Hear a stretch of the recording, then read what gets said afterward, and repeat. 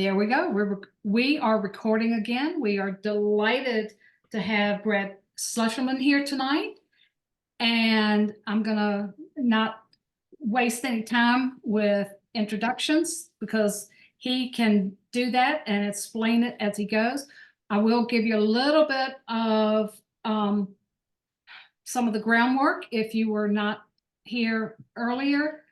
And we will let you put questions in the chat, but we would prefer not to have any conversations going on during the talk that would be in the chat, just a question, and then I will let Brad know that we have that question and relay it to him. So without further ado, I give you Brad. Yeah. Thanks, Cindy. Thanks everyone for joining us this evening.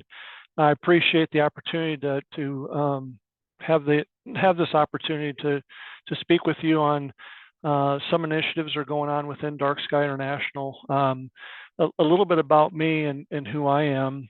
Let's see if I can get this to work now.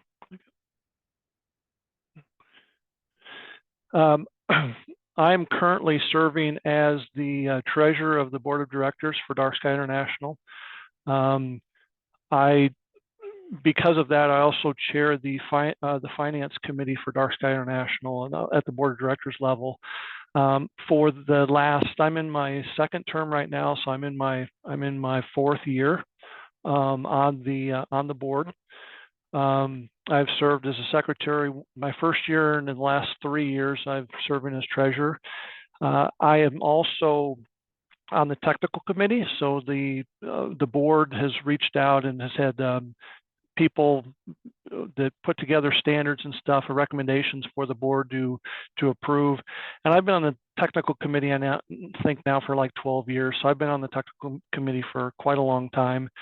Other than that, I'm going to be doing the presentation, but I've actually invited a couple DarkSky International staffers to be here as well. So people that are in working at the staff level, DarkSky International, that are responsible for the many programs that are out there, whether we're talking about the Fixture Seal of Approval program, the FSA program, which has been renamed recently to the Luminaire program, the new lodging program, DarkSky Places, that sort of stuff. And that is Brian Liebel. He's the director of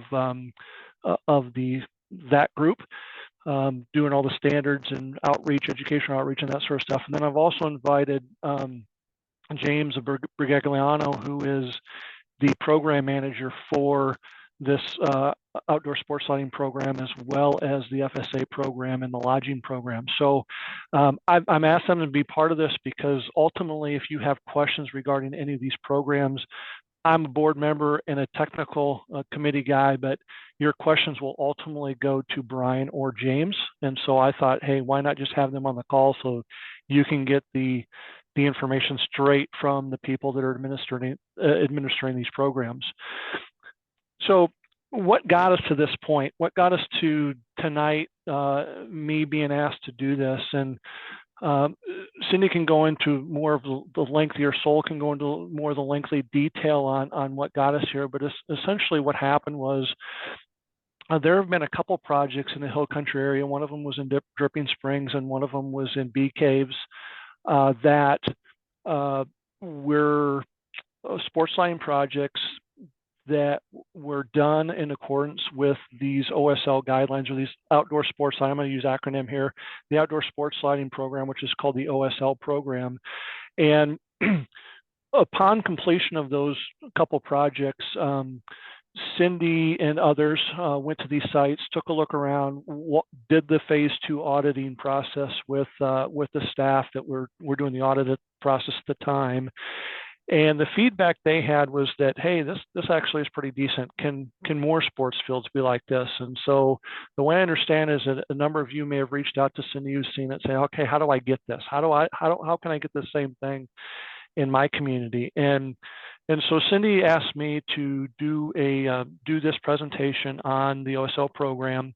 I'm also going to talk about some other things in general that DarkSky is doing, just so you're well aware of the initiatives that are happening in the strategic plan and all that stuff that the DarkSky International has rolled out in the last couple of years, and then some things that are on the horizon that you may be interested in. So when you look at these objectives that I'm going to talk about here in the next, say, 40 minutes or so, is I'm going to talk about the light pollution trends. I mean, this may be some old news to some of you. I'm just going to go through it for the sake of creating a foundation for what we're going to talk about in the rest of the objectives. The second one is the 5 principles of responsible outdoor lighting and how that ties into this new roll-in program, which is Responsible Outdoor Light at Night program that the board adopted last year. The sports lighting program, the OSL program, would be number 3. Number 4, and this is some of the stuff that's on the horizon. The technical committee currently is working on some legislative language and municipal ordinance language that you as stakeholders or advocates for DarkSky communities and what you want to do in your communities can use to work within either the city level or the state level, is to try to get language in place to minimize the impact that light pollution is having on our country and the state of Texas these days. So, and then the last thing is questions you may have. And again, I'm gonna leave time at the end to talk through that stuff. So if we get into it, this light pollution one is pretty important. I mean, we all know that light pollution is expanding greatly over the last, say, 10 years or so. It's probably been more than that, but it's been a long time. And we know that with respect to sports lighting, it impacts the neighbors if it's not done properly, and it's a nuisance. It can impact the playability of the field, which makes it not playable if you have too much glare. So it can be distracting. And then the one we care about is the night sky and protecting our visibility of what's happening in the skies over our communities. And so light pollution is really the elephant in the room, if you will. So how do we go about addressing light pollution? And so we've all seen this map before, and it's really quite interesting to me, because if you follow Interstate 29 from Canadian border down to about Kansas City, and then pick up Interstate 35 from that point down to Laredo, that is everything east of that. You're going to have a tough time having a good clear night sky, no matter what part of the country you're in, based on looking at this map here. If you're west of that line, you have a pretty good chance of it. So if you're in West Texas, you know, you've got pretty decent skies. Now we get some things happening out there that you know, we wish were different, but you get decent skies in West Texas. So when you start looking at the population densities of it, when we talk about the United States and Europe, 99% of the population live under some light polluted sky. We can talk about how it impacts the ecosystems of wildlife, human health, cultural heritage, that sort of stuff. But the biggest part of this whole thing that was studied and is out there is that in the last 10 years, there has been an increase of 10% per year in light pollution. And it's not, you can't look at this and say, well, that's 100%, because it compounds. So from 10 years ago to today, we're compounding that that trend, which is going in the wrong direction. So as a society, we really have to do something to reverse the impacts and this trend. So what ends up happening is, in 2023, at the beginning of 2023, the board, basically with help of Brian and his team and the technical committee, looked at saying, how do we reverse this trend? So they came up with this roll-in program, which is Responsible Outdoor Light at Night, and it was adopted by the board as part of our strategic plan. So this isn't something we're just looking at for Texas or the United States. This is something that, as DarkSky International worldwide goes, these are the sorts of things that we really care about. And so this roll-in program was based largely on the 5 principles of responsible outdoor light, authored by DarkSky, Ruskin, and the IES at the time, which happened to be Brian. So between Brian and Ruskin, Brian's now part of our team, they created this 5 principles guidance. And so what I'm going to do is I'm just going to go through somewhat quickly what the 5 principles are. They're pretty simple to understand, and they're up here on the slide now. Useful is a light that's being. Are we using the light appropriately? So is it useful? Is it targeted? Are we using the lowest level possible to perform the task that we're trying to achieve? Is it controlled, meaning do we have controls for turning the lights off when they're not needed, for dimming, that sort of stuff? That's what controlled means in the context of number 4. And then number 5 is warm colored, so it talks about the color temperature. So what I'm going to do is I'm just going to spend just a couple minutes to break down each one of these 5 to give you an idea on really what we're looking at here with respect to the 5 principles. So number 1, really all light should have a clear purpose. If it doesn't need to be lighted, please don't light it. I mean, that's pretty simple. If you don't light something, then you don't need to worry about the other 4 principles, because if it's not lighted, then none of the other 4 principles are really important. So as we go through these, it's going to be important to understand that these are listed in order of importance. If you are not lighting something, don't have to worry about the other 4. If you are lighting something, then we have to look at, is it targeted? So if it's targeted, that means, are we lighting the target area, what's needed to be lighted, and nothing else, not the neighborhood? So in the case of a sporting field, are we lighting just the field, or are we spraying light all over the place, which is bothering, is a nuisance to the community? And so what item 2 is are we being good at targeting that light and lighting just what we need? If it's targeted, then what we want to do is we want to look at, okay, here's an illustration of it. The useful light is what's hitting the target plane in this case. And what I use from time to time as we're going through this is sort of a real basic use, lose, and abuse sort of thought process with respect to lighting. So are we using it appropriately? Are we lighting what we want to light? The loss side of things is light spilling off our intended plane? And then the abuse side of it gets into, are we creating all kinds of glare for people in the neighborhood? Are we creating sky glow for the skies over the community? And so we kind of look at a use, lose, and abuse sort of philosophy. If I'm using it, if it's targeted and I'm using it properly, then I get into number 3.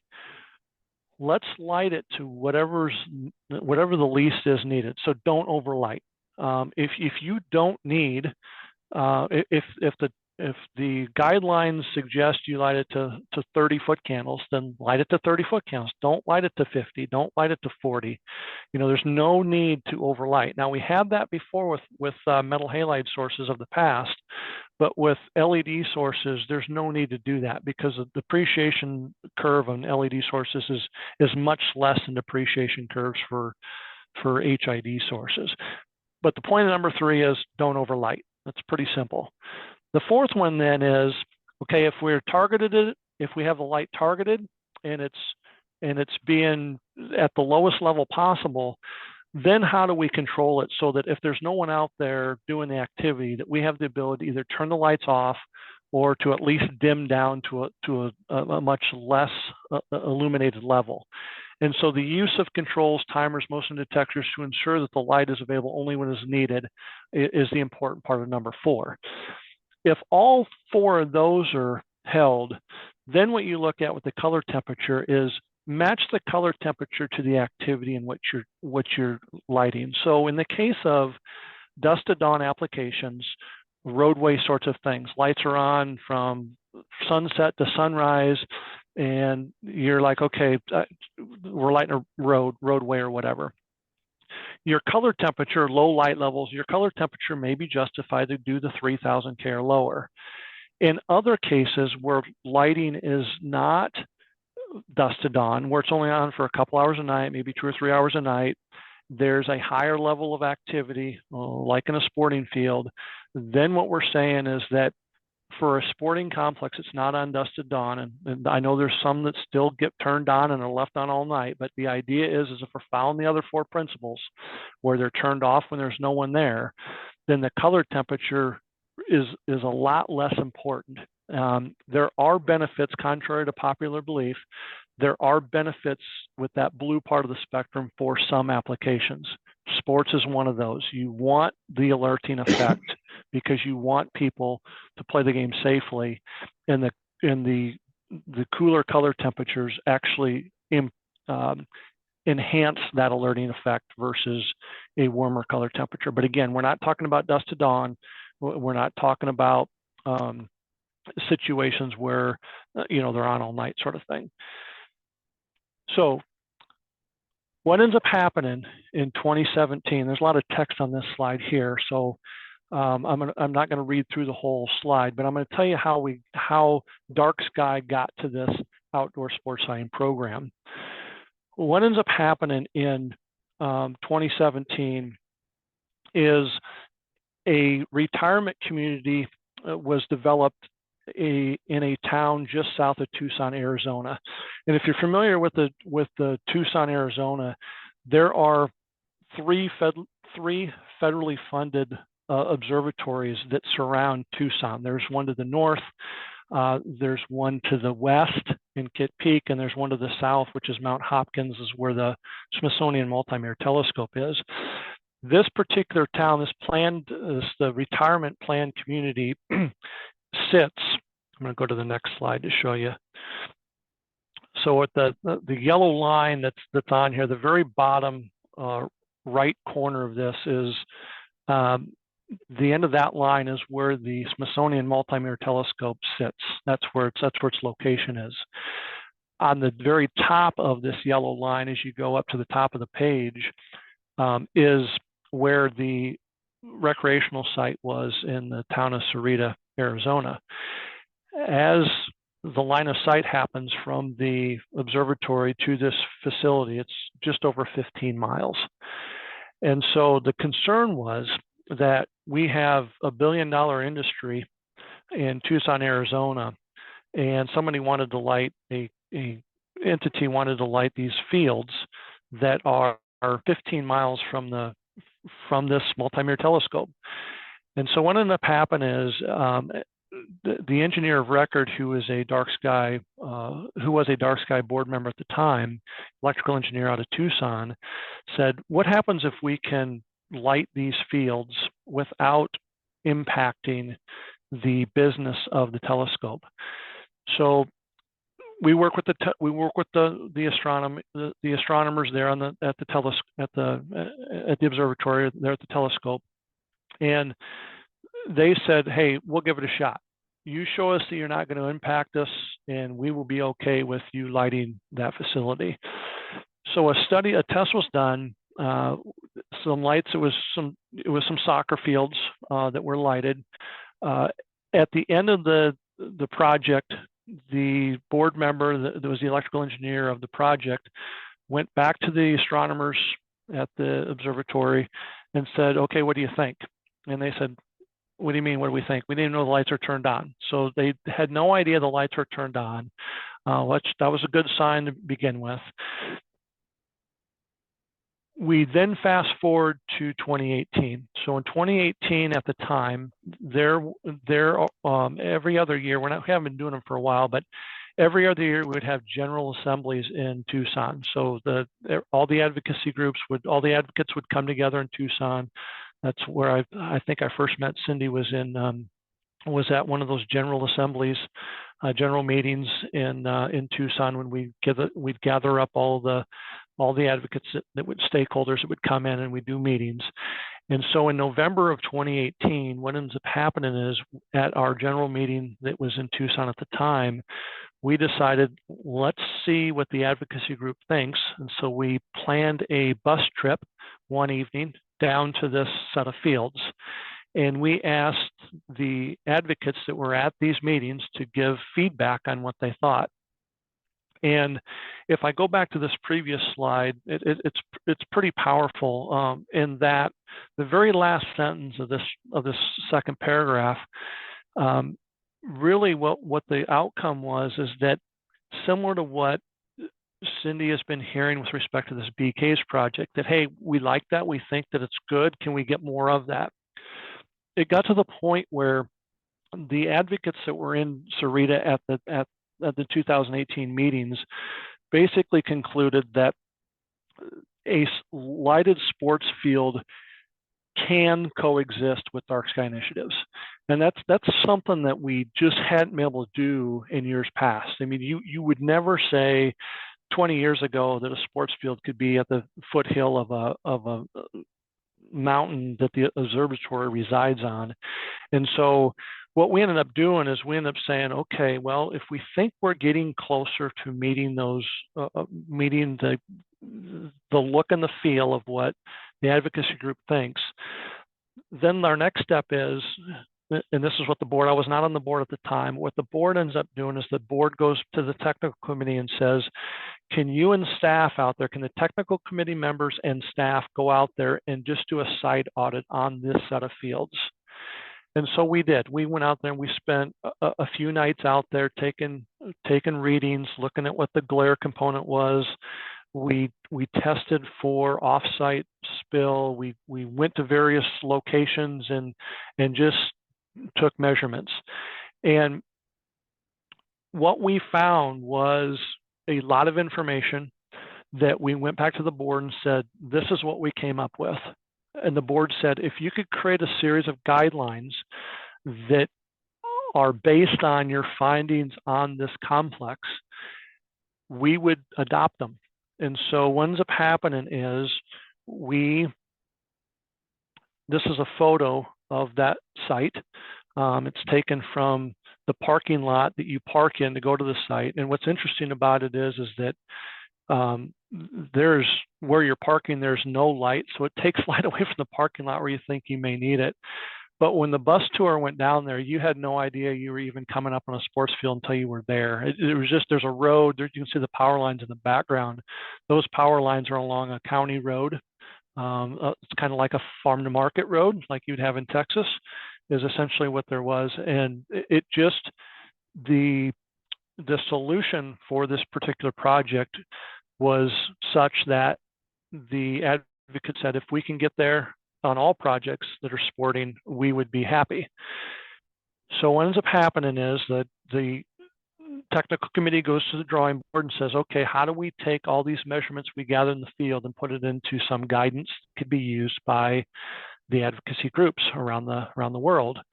And so the result of that became this DarkSky approved outdoor sports science program. It is available. Feel free to scan this QR code right now if you'd like. It'll take you straight to the DarkSky International website that has just been, we just started with a new website last year, tail end of last year. And you're gonna get to this will take you right to those guidelines. It's meant to, as you can see over on the left, it is meant to really focus on light trespass, glare, lighting at unneeded times. So you have to have a control. There's a curfew that you have to adhere to if you want to go down this route as an entity, as a municipality, or as a school district. There's an energy consumption piece of it that we've taken out because it's really not about energy consumption. It's about really doing what's right as far as light pollution goes, looking at the environmental disruption, dimming criteria, and so forth. So the benefits of the Responsible Outdoor Lighting Program as it's written currently is it drastically minimizes neighborhood lighting nuisances by greatly reducing spill and light and glare. One of the pieces of this is you get to a point in the offsite sort of thing where a house porch light or a light on a driveway out in front of a home could very easily have more glare to the neighboring community than what this solution is for a sports lighting project. There is it is absolute cutoff. You have to cut the light off within 150 feet of the edge of the field. If you don't cut the light off, you're not going to meet the criteria. The off-site light trespass and sky glow effects from direct and reflected light are dramatically lowered. Again, light is only positioned on the field unless you have an aerial sport. You need some light up, and I can talk about that a little bit more later. There's a curfew requirement. It discourages overlighting. There's flat out in the guidelines, it says you cannot be more than 10% over the target. So if the target's 30-foot candles, you cannot have more than 33, else you just flat out don't conform. So the great thing about this policy is that you only achieve it if you pass all the criteria. It's not like I'm going to get 70% of them and be good. You have to pass all of the criteria. If any one of them is not compliant, then you get thrown out. And the person that's doing that is James. James is our resident reviewer of all projects that are in for looking to see if they're compliant or not. And he is under strict guidance that he will not approve it if it does not meet the criteria 100%. So what are we looking for from an off-site standpoint? Essentially, in ground level sports, there is no light at or above the horizon. So if you, now there could be reflected light off the ground, but as far as the direct component, it essentially is saying that in the applied sense, you have to achieve the FSA program with respect to lumens above the horizon. So in the FSA program, it says you can't have any lumens above the horizon based on your photometric report to see if your fixture is compliant or not. With the OSL program, it is application based. So as designed, no lumens can be directed upward above the horizon unless you are an aerial sport. What I tell people all the time, and there's no point light in a baseball field if you can't see the object in flight. And when the ball's in the air, you need some light up. So what it's saying is for aerial sports in bullet number 2 is that you are only allowed up to 8% of the total lumens generated. And that is a very controlled amount. If you can't get to less than 8%, then again, James is going to say, no, you're not going to go. It's not going to happen. To take that a step further, if it's an overlay situation where you have a soccer field on top of a baseball field, the baseball field would require some uplight, up to 8%, but the soccer field, when it's being played, should not. And so in the cases where you have a soccer field, like in the outfield of a baseball field, those lights that would otherwise be directed up to get light above the horizon need to be extinguished or turned off for the soccer field purposes. If you look at this graphic on here, there's a blue hatch that goes around the targeted area, and it's kind of the little red arrows go out to the overall targeted area. It's a little buffer zone. It allows for about 10 meters or 33 feet outside the target of play. 85% of all the light generated needs to fall within that zone.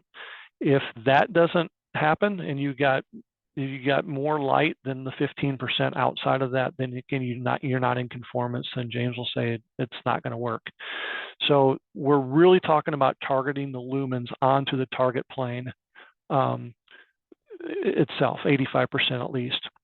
The 1,000 candela line there, that's at 150 feet or roughly 150 feet at 46 meters beyond the edge of the field. Essentially what we're saying there is that's pretty much absolute cutoff.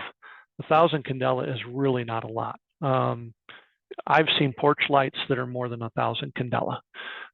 So you talk about an entire applied field or sporting venue, and you go 150 feet beyond the edge of the field, you have to have less than 1,000 candela. And then again, the 10% deal. So what ends up happening is what on the Bee Caves project or the Dripping Springs project, there's 2 of them that I know of in that part of the hill country of Texas. Essentially what happens is they both of those projects conform to these guidelines complete, and that's the only way that they were able to be listed. Here's a curfew. This actually is not a picture of either of those two projects, but it is a picture of a facility that is conforming to the guidance. The picture that's in this that's on this slide, but here you can see the school or the city needs to confirm with James that they have a curfew, and that curfew can be no later than 11 p.m. at night. The James will make sure in the submittal process that the lighting system has controls, and it has dimming, has the ability to dim to, you know, from 100 to 25%. And then, and here we've got the max 5700K color temperature. Again, like I said, if we are talking about application specific, we're talking about sports, it's quite a bit different than roadway. We don't have dusk to dawn. We have lower light levels. It's a different animal. And so the technical committee is, there's the benefits that are out there that say that for sports, you can go up to, it's not saying you must be at, but you can have anything up to that, but no higher as far as color temperature. So what ends up happening is there's two phases to this program. There's a design phase, which we're calling phase 1, and there's an inspection phase, it's phase 2. So in the design phase, essentially what happens is if the customer, meaning if the end user, meaning the school, the city, whatever, is saying, I want this to be DarkSky compliant, then what happens is the lighting designer is instructed to send their lighting design into James. James has the ability to do a third-party review, meaning he is the reviewer of that design. And then if it's in compliance, then he sends a letter back to the person that submits for approval saying you're in compliance, or you're not in compliance, please resubmit. That phase 1, that design phase procedure is a $1,000 fee, and that $1,000 fee is to you know, the time that James has into doing the review. It's a revenue generator for DarkSky International, so that we can continue to build programs to get out there to talk about light pollution. So phase 1 is $1,000, and it's just a design check. If the end user or yourself, being an advocate in your community, want your school or want your community to do the phase 2 inspection phase, essentially what happens is it has to go through phase 1. James looks at it, the design, sends it back, it gets installed, and then an on-site audit takes place where James or somebody else that has been basically allowed, they've been confirmed, they've been taught on how to do this, and what they'll do is they will go out and they will do an audit. They'll take their light meters out there and take these various instruments that we have to check for candela at the 150-foot mark and that sort of stuff. And if that passes, once installed, then a formal certificate is sent from James. And I think there's been a few of these already, but I think we're even doing some sort of little plaque that can be mounted at the site, so that anybody that wants to make sure that it is DarkSky compliant, that it is basically said, hey, it's good.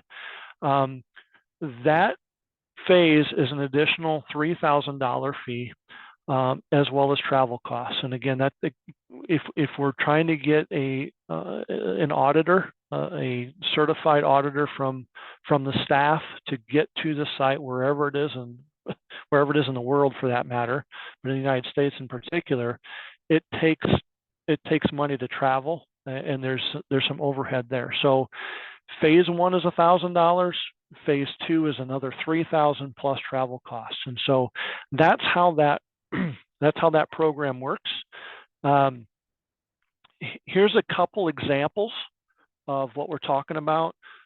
This particular project here, I think this one is in a suburb of Chicago that we have a photo of. I think, Brian, this is the one you and I were out on, and we did our phase two audit on. In all of these during the phase two, if you as advocates want to be part of that audit process on the night the audit's being done, you're more than welcome to come out. In fact, on this particular project here, when Brian and I did the audit, there were at least 3 advocates from our Chicago chapter in Illinois that were out taking photos. A couple of them did interviews with the press to spread the word that, you know, this one did in fact meet the criteria on the post side of things. Here's another photo of another project on the left, which is what we're talking about meeting the criteria. I added the photo on the right just as a frame of reference for what you may see with respect to sports lighting, even with LED products these days. So it is a bunch of hoops that the lighting designer has to jump through to conform to these guidelines. It is not easy. The picture on the right obviously is not adhering to the criteria. The photo on the left is, and you can tell that there's a huge amount of effort that was taken into minimizing or mitigating those concerns of the program. This happens to be a project in Scottsdale, Arizona. It's a before and after. The before is on the right. This happened to be a DarkSky community in Scottsdale, and they installed an LED product on a football field. They turned it on one time. The advocacy group in Scottsdale said, wait a minute, this is not what we signed up for. Got the city involved. They had the lights on for exactly one night. I'm talking about the lights on the right now. Musco came in, said we can fix this. And so Musco did the lighting on the left, and again, it may not be compliant just based on the pole heights, but you can tell there's a difference in technology. So this happens to be a situation where the company that I work for got involved with this one. Some other programs that I mentioned before that James is responsible for, other than the outdoor sports lighting program, is the Luminaires program, and then there's a brand new lodging program, and the lodging program is meant for any type of lodging, but primarily the focus right now is on the what I'm going to call the gateway cities for national parks and where they're located. So, I mean, you could talk about Big Bend. It could be, you know, there's that little visitor center there at Big Bend. I mean, if there's folks that have housing, lodging, hotels sort of thing in and around those areas, this isn't just dedicated to those venues, but it's a start. It's a starting place for it. So the lodging program is something that James is also newly responsible for, which takes us into the future stuff. So the future stuff now, and this is still in technical committee. We just had a meeting on it. Was it yesterday, Brian? I think it was yesterday, the day before. Maybe it was yesterday, Brian. So Brian and James and myself have been working on this with a number of other folks, and it is language that you will be able to use. Hopefully in the next couple of months, we'll get this out of technical committee, get it to the board, get it voted on, and get it in your hands so that you can sit down with state legislatures and talk through what it's going to take to change legislative laws to mitigate light pollution. This isn't just about sports lighting, this document here. This is about all lighting in general and how do we reverse this trend. And to go along with this, there's going to be a sister document that will be also presented to the board on the city or municipal ordinance sort of level. So this particular document has to do with state, but we're also working on one at the same time that will be something that the cities or counties could adopt from an ordinance standpoint to help with the same problem, mitigating light pollution. Your contact for this, I'm delivering this thing, but your contact for this is James. If you have questions, he is DarkSky staff, and you please reach out to him. He's there, ready and willing to help you out with any of these programs, to provide assistance to you. I think he's on the. Oh, there he is. You're on the call, James. I see you there. I'm here. Yeah. There you are. Okay. I should just say hello. Yeah. Yeah. Thanks. And we do have a question from the audience, and that's, what's the range of the cost for converting, let's say, a single football field from old technology to the newer DarkSky technology? As far as the cost and equipment to do it, or as cost of the to get it certified? I think you've covered the cost to get it certified. Okay. So what ends up happening? What ends up happening is, in a brand new facility, where you don't have existing pole heights, you don't have existing pole locations, there is probably it's probably somewhat of a wash with respect to whether it's DarkSky compliant or not. It may be a slight more cost. What ends up happening in the retrofit sort of situation is where you take like a metal halide light fixture down and you put up a new fixture that tries to conform to this, is, as a lighting designer, your hands are kind of tied behind your back. You have to use those pole locations and you have to use those mounting heights. And if those mounting heights aren't appropriate to begin with, there's really no way of getting into this because the criteria is so crazy restrictive, that I'm not saying you can't do it. It's just, it's a lot of times it's not feasible to get there based on existing pole locations and mounting heights.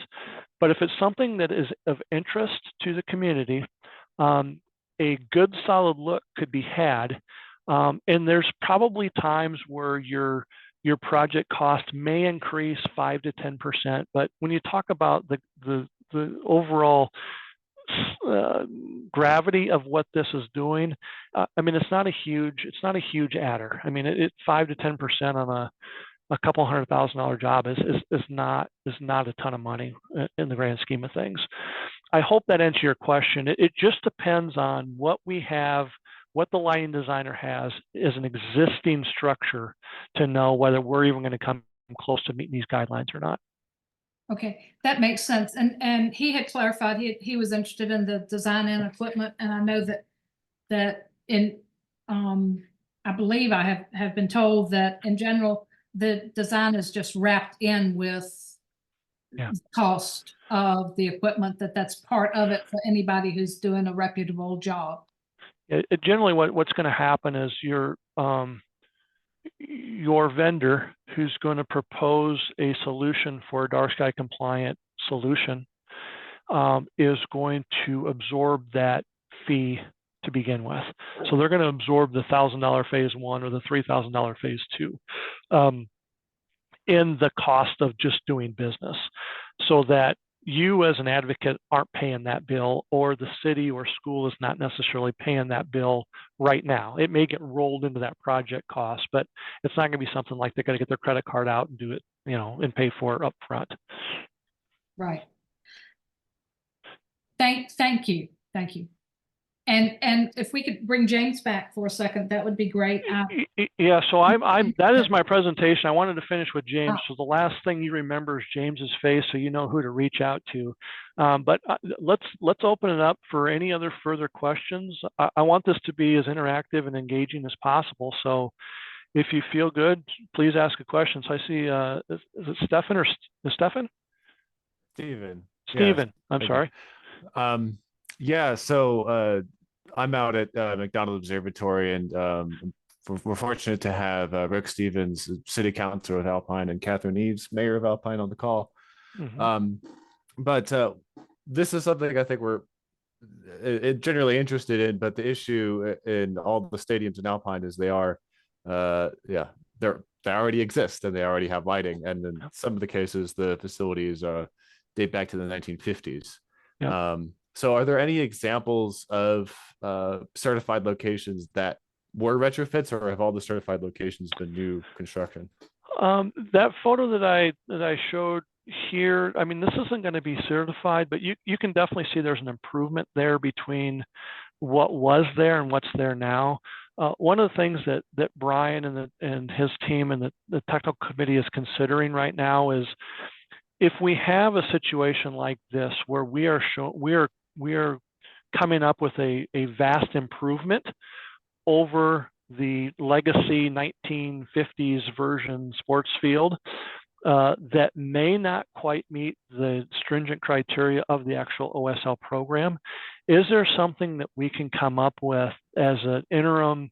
Hey, we're going in the right direction. We are making a huge improvement over what was there. We're not quite getting to the OSL guidelines, but it's because of what you're asking. It's, you got existing poles that were put in the 1950s and short mounting heights.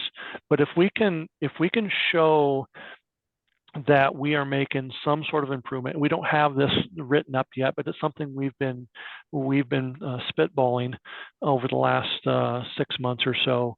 Can we give you as either signatures, city leaders, or stakeholders, something that you can hang your hat on and say, okay, this may not get us to the OSL criteria, but it gets us better some percentage than what we have. I would say stay tuned on that. We continue to try to come up with ideas on how to make that work. Brian, is there anything else you want to add to that? I think I covered it. Yeah, Brad, I think that the concept of what we would do in the retrofit scenario is to really address the targeting, which we think we can do a pretty good job of, but it may not address the glare, the candela values. That's in a nutshell what we're trying to see if we can make that work. So we can still say that we're adhering very much to the principles of what we're trying to do. But as Brad said, because we may not have the right height for the poles, and the spacing may not allow us to get that maximum of 1,000 candelas in certain instances. And just to reiterate a little bit about when we go out and make that measurement, we will walk around that perimeter, the 150 feet away from the perimeter of the field. And what we do is we look for the brightest pole from that point. So we are looking at all of the different poles from all the way around the perimeter and looking for the brightest spot and testing that one as we're going around. So it is a measurement of looking at all of the light fixtures from as we're walking around and determining where the brightest spot is. So because of the geometry of the existing locations and maybe not getting the pole as high as we want to get that sharper cutoff, it may not be able to make that 1,000 candela. It might be over that. That's where we are so far and what we think we can do, right, Brad? That's what we've been aiming for. But at least we will, because the optics, we feel we can get pretty good on the coverage or the targeting. It's just that those candela values might not be quite right. Yeah, great question, Stephen. Thanks for asking that one. Hopefully that answered it sufficiently. If not, let me know.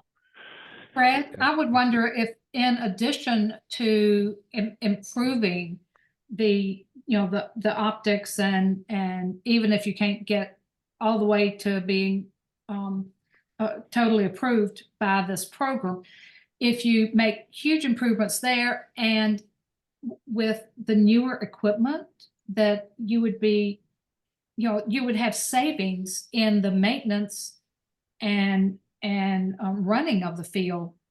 Would you not? Is that not yeah, so absolutely, there's for sure that's going to happen. It's whether, when we talk about something being DarkSky compliant, it has to meet these guidelines. And so if something needs to be close to DarkSky compliant, then absolutely you're right. All that stuff you just mentioned is valid.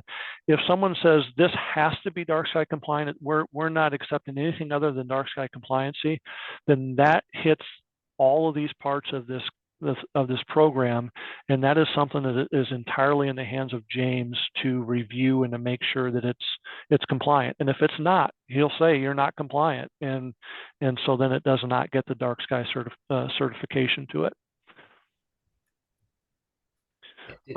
In most cases, the targeted light and the levels, having adequate light levels and minimizing the uplight is, there's people that can do that, but the real challenge for all submissions that I see, the most difficult part certainly is the offsite glare. That's where it requires, a shielded fixture design and careful aiming to really achieve that piece. And so that's really where it's strict. Yeah, and I think that that from where we stand, we know that these can be optimized in new installations, but we also recognize that a good majority of the fields out there are retrofit scenarios. And that's why we want to take what we've learned and put in this new construction model and say, where can we go to build a retrofit scene scenario that makes good sense and hits the majority of our targets. And what then would we put as a maximum candle power value, let's say, from those kinds of installations, or is there some other metric we need to look at? And that gets into a lot of nuanced and modeling and looking at things to see what we can do in those cases, because they're all different with the retrofits, as you well know. The one thing I haven't mentioned yet, and we've got a stars aligning sort of event happening as within the last week. This presentation I just went through with this group was used almost in its entirety a week ago today in Galveston at the Texas Recreation and Park Society meetings. So I think there was a couple thousand Parks and Rec director, facility manager, sorts of city people all gathered in Galveston. And I did this exact same presentation for that group of people. So what you just heard from me in this webinar was just communicated to whatever Parks and Rec folks from around the state of Texas were at the Galveston conference.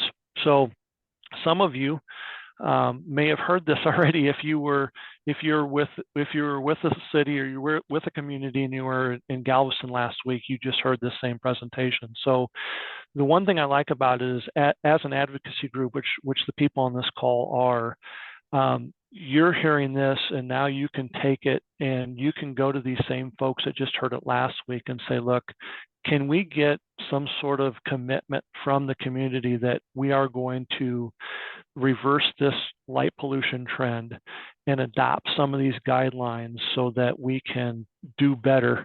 It's totally up to us as the human race to fix this. And we have to find a way to fix it, else we're gonna, we've destroyed it already. It's fixable, but we have to start now. We have to really get better at addressing light pollution. And this is one program or a step in the right direction of getting there. Other questions or comments? Again, I'm here to answer any questions you may have. Frank? Thank you, Brad. I have a question about the use of lights on athletic fields, not at night, but during the day. I know that's slightly off topic. I have attended various professional baseball games in both major and minor leagues and college and professional football games that take place during the day when the sun is out. Not that it's cloudy or dark. And even during the day at these stadiums, the lights are on. Mm-hmm. Why? A lot of it has to do with modeling of the ball. When you're tracking, any sport, just about any sport, and I'm not saying all sports, but just about any sport, you're tracking an object in space. And so what ends up happening, like on a baseball field, is when that sun is in the sky, it's high in the sky, so your ball is always going to be below the sun. So what you're going to be doing is you're going to be tracking the shadow side of the ball in most cases. And so what the lighting on the facilities is going to do is it's going to help with the modeling. It's going to allow you to have better modeling of the ball because you have point sources. You have light coming from multiple point sources instead of the sun. Now, don't get me wrong, the sun is still far overpowering and you're still going to have that. But what they're probably doing is they're probably doing it to try to get better modeling on the ball, even in daylight hours. Okay, so that applies to baseball. Yeah. But does that also apply to football and soccer? And I lived in Round Rock for a couple of years, from 2003 to 2005. I lived in Round Rock, and there was a high school football field that no matter what time of the day it was, the lights were on. I don't think they ever turned the lights off. I can't explain that. That's just poor controls over when you have the lights on and when you have the lights off. So there are going to be a number of people that just we have a desperate need, and this is part of Brian's role as the director of his group there at DarkSky. We have a desperate need with education. We have to create awareness. We have to get people to understand that, you know, putting a wall pack on the side of a building and never turning it off is not appropriate. It's not doing anything for the community. And so much of that is that people just think, oh, I'll just put a light up there and turn it on, and not an awareness of what impact it has on the community. And so half of Brian's role is supposed to be to create an educational program for making people aware, the general population, not so much the advocacy groups, the DarkSky advocacy groups. It's to make the general population aware that we have a problem, and by doing the things like you're talking about, with just turning the field on and leaving it on 24 hours a day, is not appropriate. Thank you, Brad. That cover it, Frank? I hope it. Yes. I hope that. Okay. Thank you so much. Yeah. Stephen? Yeah, thanks. Yes, you did answer my question earlier. You mentioned for the criteria, the maximum of 5,700 Kelvin for the color temperature. And I totally get, you know, going higher than 3,000 for this purpose, but 5,700 just kind of struck me as an odd number. So I was wondering what the reasoning was behind that. Yeah, so there's quite a research done with respect to. So let's start at the beginning. At the beginning of this color temperature piece, with respect to large area stuff like sports, where you're trying to get a lot of light into a small area. I'm not talking about roadways here. I'm not talking about parking lots. I'm talking specific to sports now. What ends up happening is you try to make something as economical as possible, and in the LED world, you try to get as much light out of a single unit as you can. The less units you have, the less the cost of it is. When you start driving these light sources at higher drive currents to get more light out of them, you have an efficacy, you have an energy penalty, the warmer the color temperature. Right now, there is as it sits today, a 5,700K field is 20% more energy efficient than a 3,000K field. What ends up happening as you think through this, as you start working through this, is you want to have a tendency to continue to go more blue, more blue, more blue. And where the 5,700K comes from is 5,700K is right at the edge of being efficient without making it look unnatural for sports. When you go to 6,000K, 7,000K, I looked at, you look at the seasonal affective disorder light sources that are out there that you can use for, like places in Alaska in the winter where there's no sun. Those sources are like 17,000K. I mean, they're crazy blue.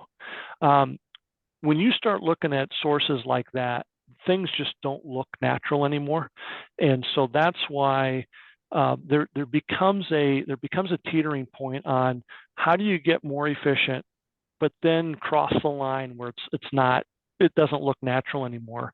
And in the findings that myself and others have had, it's in that 56, 5,700 range where that threshold starts to go away. Did that answer the question sufficiently, or did you have a follow-up to that? No, thank you. That answers it. Okay. Sol? Yeah, I'm just a little confused by the distinction between aerial sports like baseball and then ground sports like soccer, since kicked soccer and footballs, for that matter, can reach quite some height. You wouldn't want to lose them in the dark. The players wouldn't want to lose sight of that in the darkness. So is that taken into account? Yeah, so it's any aerial sport. So I mentioned baseball, but it's also football.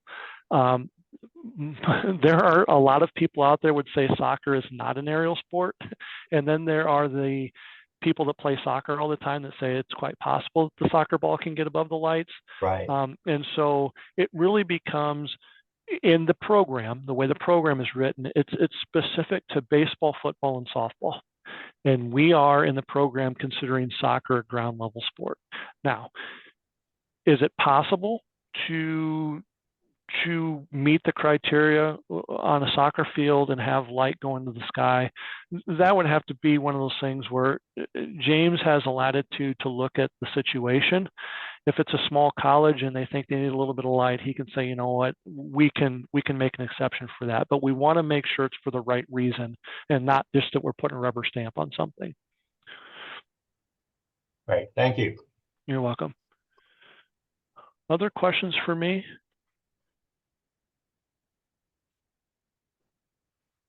Not seeing any hands. Cindy, are there any other comments that I haven't addressed yet? I think we have one other question that we hadn't addressed. I'm looking through the chat. A couple of people had wondered if they could get a copy of your slides so that they could, one of them is a city council member, he wanted to share with his community, that type of thing. For sure. This slide deck is, James essentially built the slide deck. I kind of tweaked it a little bit, but I'll send it back to James. And what I would say from this point forward, if anybody has any inquiries on any of this stuff, please contact James. He would be more than happy to assist you with all of this. Good. Thanks, Brad. Yes, definitely happy to help anyone. James, that would I'll be put great. my email address. I can put my email address in the chat. Okay.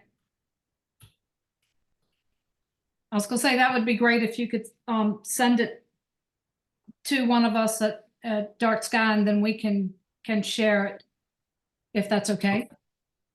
Sure.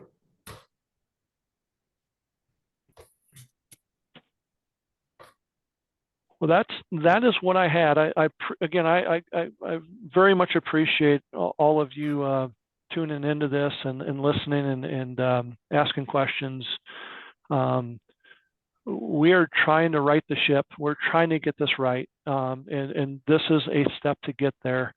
So any assistance you need in trying to battle this light pollution problem, please reach out to Brian and James, and I'll be close by. So you won't.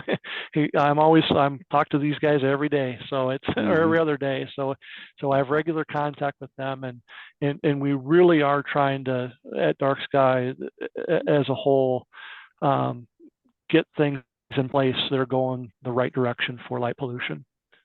And here at the state level, we wanted to be able to share it with the ground troops, so to speak, and get it out. So we are very appreciative of your coming and presenting this program tonight and letting us record it so that we can put it on our YouTube channel. So I'll ask everybody to remember to go and subscribe there. It doesn't cost you anything, but it helps us get to the point that we hope to get to the point that we can actually do YouTube live in as well as in having events like this.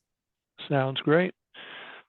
Well, I appreciate it, Cindy, again, and Sol for setting this up. That's all I have tonight, unless there's something else, Cindy, that you wanted to discuss. I'm finished.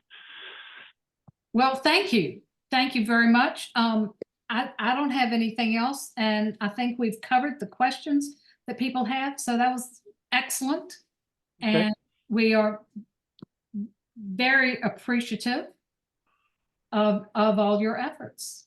You're welcome. You're welcome. Appreciate the invite. Thank you. Yeah, I will go ahead and stop the recording.